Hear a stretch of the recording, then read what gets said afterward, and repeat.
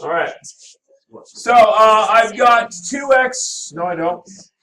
I got 2x minus 1 over x squared plus 2x minus 3. So step 1 is going to be to find if the bottom factor is factoring it. So I'm looking at Mr. Cleary. Mr. Cleary, how do I factor that bottom? Take an x and then another x. Okay, I'll buy that. And then you're going to want to do what adds up to 3. Well, No, it's 2. factors of negative 3 that give me 2. One would be positive 3, that would be negative 1, right? Yeah. I'm going to go plus 3, negative 1. Now, I don't know what's on top of this, right? So I'm just going to put an A here and a B here. I'm going to solve for those later. Now, when I go to put these fractions back together again, what would I do? Multiply the bottoms, Cross the tops. cross the tops. So I've got 2x minus 1 over x squared plus 2x minus 3 equals A times x minus 1 over x plus, oh, what am I doing here? Plus B times x plus 3 all over x plus 3, x minus 1, right? Now this is the same as this by definition, is it not? Yeah. So I'm wasting time even looking at those because I made those the same when I started this problem. So the reality is that I get an expression 2x minus 1 equals A times x minus 1 plus B times x plus 3. Agreed? Now I go to look at this problem and go, I got to figure out what A and B are. It has to be true for any x. No matter what x I pick, it has to work for all of them. Does it not? So I'm going to pick a number that is really convenient. I'm going to tell you what it is. It's x equals 1. If x equals 1. I'm going to write if x equals 1. If x equals 1, what happens? I got 2 times 1 minus 1 equals A times 1 minus 1 plus B, 1 plus 3. Left-hand side becomes 1. What happens here? You have no a's. It's all gone, isn't it? That's 0. So 0 times A is 0, so that's just 0. B times 4. And so what's B? 1 over 4. Now, how did I pull off this trick? Because I had 3 unknowns a second ago. Now I have none. I have 1. How do I do that? Using Put in 1 for x. I put in 1 for x. Why did I choose 1? It's convenient. What's convenient about 1? Made this 0. So what's the second number we're going to pick? Negative 3. If x is negative 3, right? If I do that, I get 2 times negative 3 minus 1 equals A times negative 3 minus 1 plus B, negative 3 plus 3. That's going to go away, right? I get negative 6, negative 7 equals negative 4A. Agreed? A equals 4/7. 7 over 4, my bad. Thank you.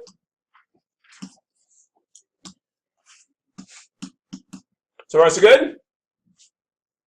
Has everybody got that? Because what I'm about to do is erase a whole bunch of stuff so I get some room. Ready? We got that? So if B is 1/4, sorry, if B is 1/4, that's going to go right here. It's 1/4 is going to go right here. And the 7/4 is going to go right there. And I separated 2 fractions. Now, while we're doing this, it should be a mystery, and I will not explain that for another at least year. But for right now, it's kind of cool. We can do it. How's that for fun? It's almost like good old days of trig when we didn't have a real use.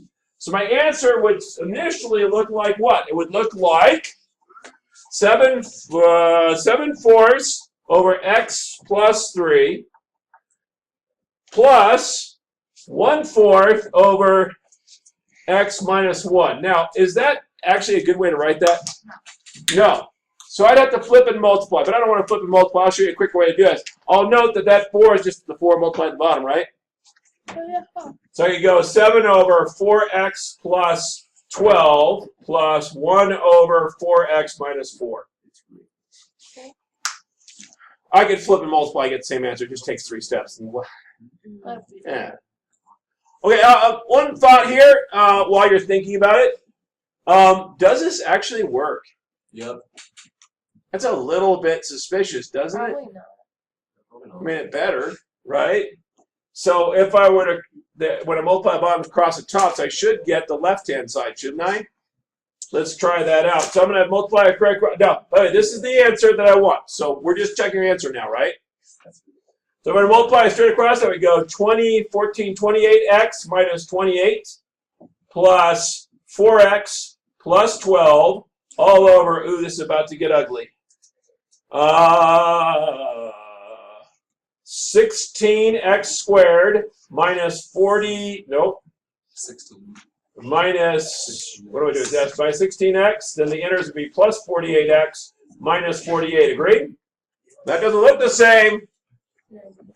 32x minus 16 over 16x squared plus 32x minus 48. You might be thinking, Mr. Rezzi, ha! It didn't work. You can pull it out. But if I divide top and bottom by 16, which is what you'd have to do to get simplest form, what would you get? 2x minus 1 over x squared plus 2x minus 3. So it does work. Make sense? Okay, so what are my steps? Mr. Wilderman. Let's take a look.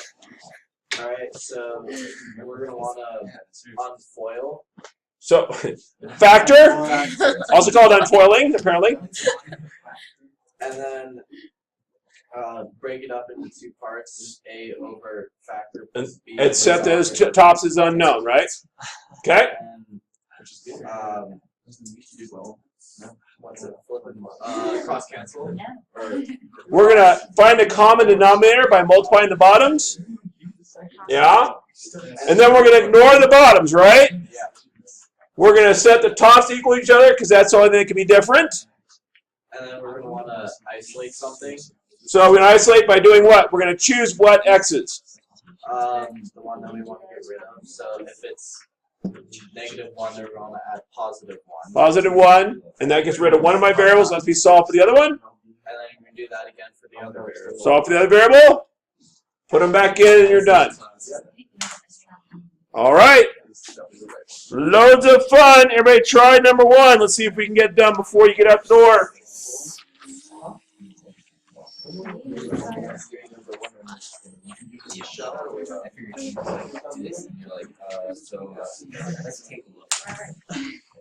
What's this? Well, no, because like I have my